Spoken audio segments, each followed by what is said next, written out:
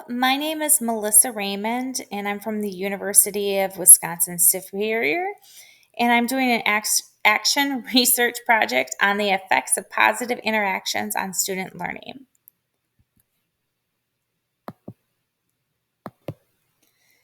Through this research project, my aim is to answer these two questions. Do positive interactions through the use of two-way communication from school to home impact parental involvement? And two, do positive interactions through the use of two-way communication from school to home impact student learning?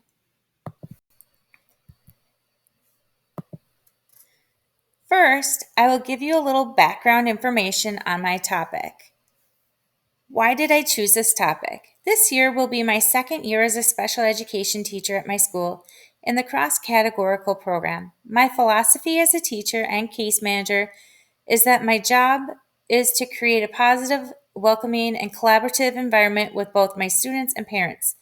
Therefore, I wanted to have additional research and the outcomes surrounding the use of effective positive interactions. What is two-way communication? Two-way communication is a verbal discussion or written note sent home where the expectation is that families communicate back to the school or teacher. What is parental involvement? Parental involvement means parents assisting students with homework, classwork, participating in school events, and or increased communication between parents and teachers. What is Hattie's theory of effective feedback? Hattie's theory was that feedback is one of the most powerful influences on learning and achievement, but this impact can either be positive or negative. Feedback needs to be clear, purposeful, and meaningful so students can make connections and understand that feedback is being given. Hattie described the three types of constructive feedback that are used in education. They are feed up, or where am I going?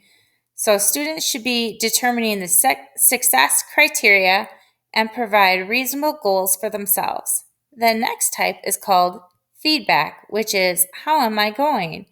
This step is where the student is currently performing on the learning process.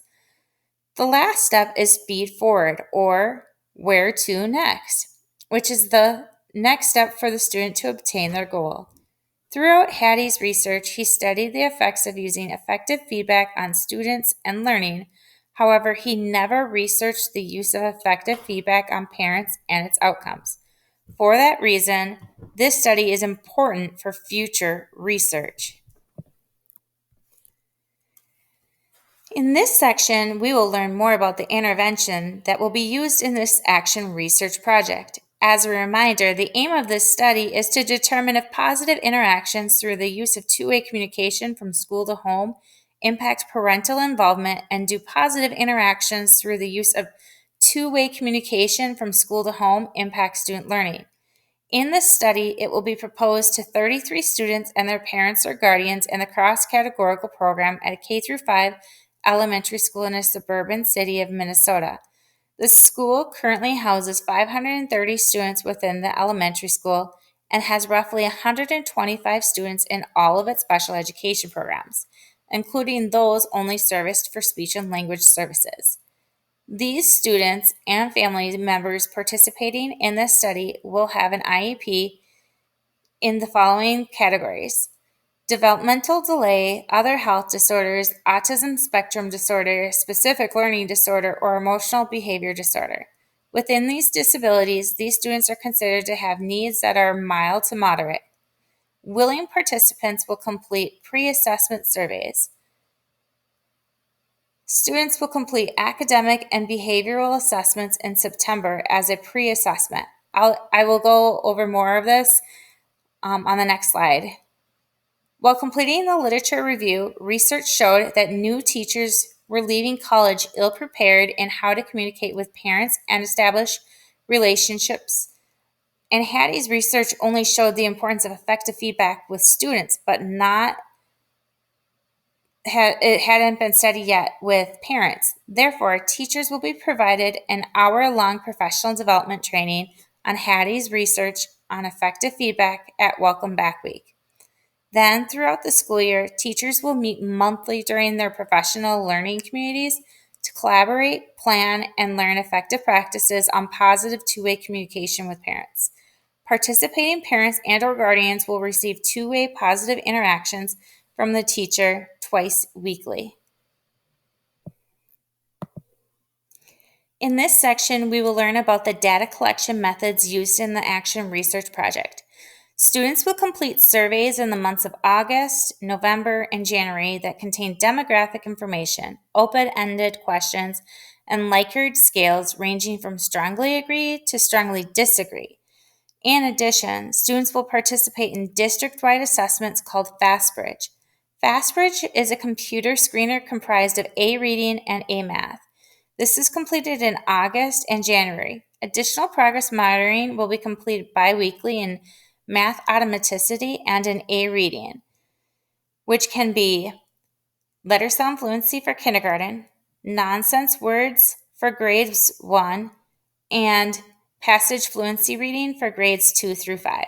In the area of social emotional behavior, the DESA Mini is used in September and January to monitor students' SEL needs. A mini or a 1-minute 8-question assessment is completed on all students. Then those students who show concern or areas of needing more instruction are given a full 72-question DESA to narrow down the student's needs.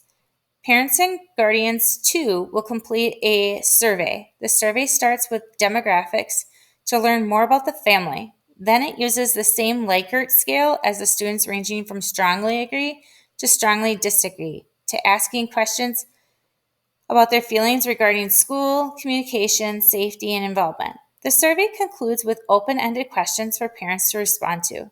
This survey will be completed in August, November, and January, just like their students. Lastly, teachers will maintain a communication log recording the records of their 2 times a week communication with each family and whether two-way communication was established. The teacher may also include some antecedent notes regarding their conversations. Lastly, we will look at how the data will be organized and analyzed. In the table, it provides a plan for triangulation and summarizes the research questions, data sources, and method of analysis. For RQ1 and RQ2, researchers will use a mixed methods approach using both quantitative numbers and statistics and qualitative themes narrative through the use of coding. All surveys will be read in their entirety prior to any analysis being started. All open-ended questions and the parent communication log are considered qualitative content analysis, whereas quantitative frequencies, percents, and averages will be used on the students and parents surveys for the demographic section, the DESA social emotional assessment, and the FastBridge A reading and A math, and all progress monitoring.